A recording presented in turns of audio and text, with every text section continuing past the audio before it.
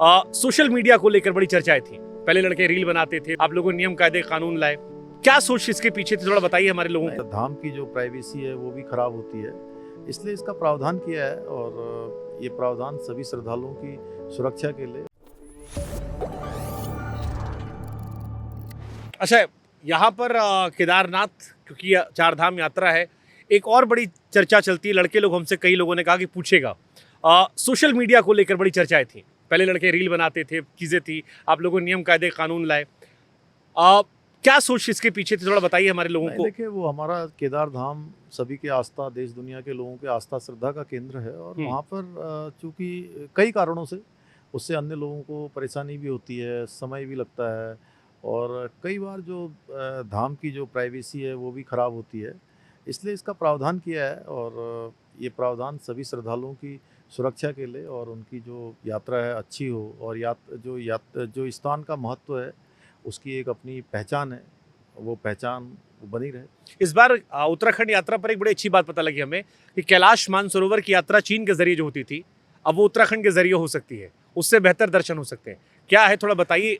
देखिए, पिछली बार हमारे प्रधानमंत्री जी ने, वो देश के पहले प्रधानमंत्री हैं आदरणीय मोदी जी, जिन्होंने 17,000 फुट की ऊंचाई पर जोलिंगकोंग आदि कैलाश के दर्शन किए और उसके बाद पूरी देश दुनिया के लोगों का ध्यान इधर गया और जो नया लिपू लेक मार्ग बना है, लिपू लेक भारत का अंतिम स्थान है और उस स्थान पर जाकर कैलाश के दर्शन आसानी से भारत के अंदर से बाबा कैलाश के दर्शन हो रहे हैं और सफलतापूर्वक अभी पिछले दिनों काफ़ी श्रद्धालुओं ने दर्शन किए। आने वाले समय में एक क्रम बढ़ेगा और एक बड़ा मार्ग हमको मिल गया है। कितना समय फर्क पड़ता है सर, चीन के जरिए जाएं यहाँ के जरिए? देखिए, ये भारत के अंदर का स्थान है और ये 70 किलोमीटर लगभग पहले है वहाँ से, लेकिन वहाँ से सुगमता से बड़ी आसानी से दर्शन होता है और दर्शन ज़्यादा बेहतर होते हैं जितना हमने सुना। हाँ, आसानी से होते हैं, लोग दर्शन कर रहे हैं। ठीक बात है। अच्छा, एक सवाल और मन में आता है क्योंकि हम लोग कई बार केदारनाथ जाते हैं, केदारनाथ के कई सारे क्वेश्चन रखे मैंने। जैसे वैष्णो देवी में दर्शन, मैं धार्मिक व्यक्ति हूँ, मैं अलग अलग मंदिरों में जाता रहता हूँ, तो वैष्णो देवी जाता हूँ तो वहाँ श्राइन बोर्ड मिल जाता है मुझे, थोड़ी व्यवस्थाएं एक तरीके से आती है। घोड़ा वोड़ा करना हुआ तो ऑनलाइन टिकट कटवा लिया, एक प्रक्रिया है। कई बार केदारनाथ में लोग कहते हैं कि रेट्स का बड़ा फ्लक्चुएशन होता है, मौसम हालांकि यहाँ अलग है, लेकिन फिर भी क्या भविष्य में कोई बोर्ड की योजना है कि एक ऑर्गेनाइज तरीके से केदारनाथ की यात्रा हो? देखिए, ये जो मंदिर के अंदर का स्थान है उसके लिए हमारे सभी तीर्थ पुरोहित हैं, केदार सभा है, अन्य लोग हैं, जो धार्मिक संगठन उसको पहले से ही नियोजित करते रहे हैं, वो नियोजन करेंगे। उनके साथ हमारी बात चल रही है। बद्री केदार मंदिर समिति भी हमारी है, उसका प्रावधान पहले से बना हुआ है, लेकिन जो रास्ता है वो रास्ते में कहीं पर लोगों को परेशानी न हो। और चार धाम यात्रा, ये यात्रा पूरे इस क्षेत्र के लोगों के लिए, चाहे वो केदारनाथ आने वाले हों, बद्रीनाथ धाम जाने वाले हों, यमुनोत्री गंगोत्री धाम जाने वाले हों, सभी यात्रियों के साथ, तीर्थ श्रद्धालुओं के साथ जो यहाँ के लोग हैं उनके लिए भी लाइफलाइन है।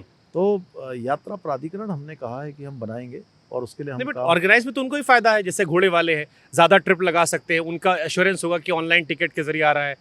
नहीं, देखिए, उसके साथ साथ जो रेट्स इत्यादि हैं, अन्य चीज़ें हैं, आने वाले श्रद्धालुओं की जो सुविधाएं हैं उनको परेशानी न हो, वो भी हमको ध्यान रखना है। और कई बार अत्यधिक संख्या आ जाती है तो उसके कारण से धामों की भी अपनी एक कैपेसिटी है, बियरिंग कैपेसिटी है। तो अगर प्राधिकरण हमारा बना रहेगा तो उससे आसानी होगी और लोग आसानी से धामों पर जाएंगे, आसानी से दर्शन कर पाएंगे। और जो हमारे यहाँ के व्यवसायी भी हैं जो उस चार धाम यात्रा से उनका व्यवसाय चलता है, चाहे वो घोड़े वाले हैं, कंडी वाले हैं, खच्चर वाले हैं, ढाबे वाले हैं, होटल वाले हैं या अन्य जो भी यात्रा से जुड़े हुए लोग हैं, उन सबका भी हमको ध्यान रखना है कि उनका भी व्यापार चलता रहे। मोदी जी ने डेस्टिनेशन वेडिंग का एक जिक्र किया था बीच में।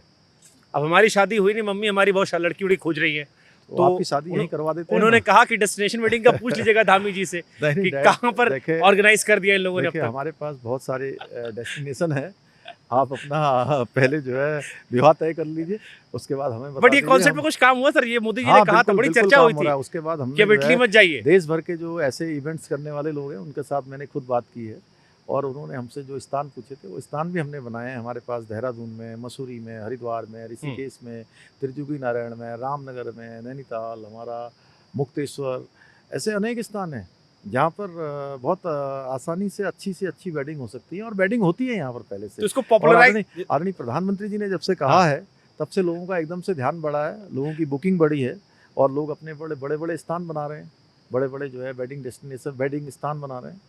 तो हमारी सरकार भी तो प्रतिबद्ध क्या है। स्पेशल वही हम जानना चाह रहे हैं। जैसे इटली लोग जा रहे थे, सारे एक्टर्स इटली आते थे या फॉरेन में कर रहे थे। ये देवभूमि है, देखिए आप पीछे देखिए, यहाँ मंदाकिनी जी दिख रही हैं आपको, देखिए इधर पर्वत दिख रहे हैं, वनों से आच्छादित हैं, नदियों से आच्छादित हैं, देवों से आच्छादित हैं और देवताओं के और भगवान के सबसे नजदीक का स्थान है। हाँ। उस समय आप साक्षी होंगे, 7 फेरे लेंगे तो आपको भगवान का आशीर्वाद साक्षात मिलेगा यहाँ पर।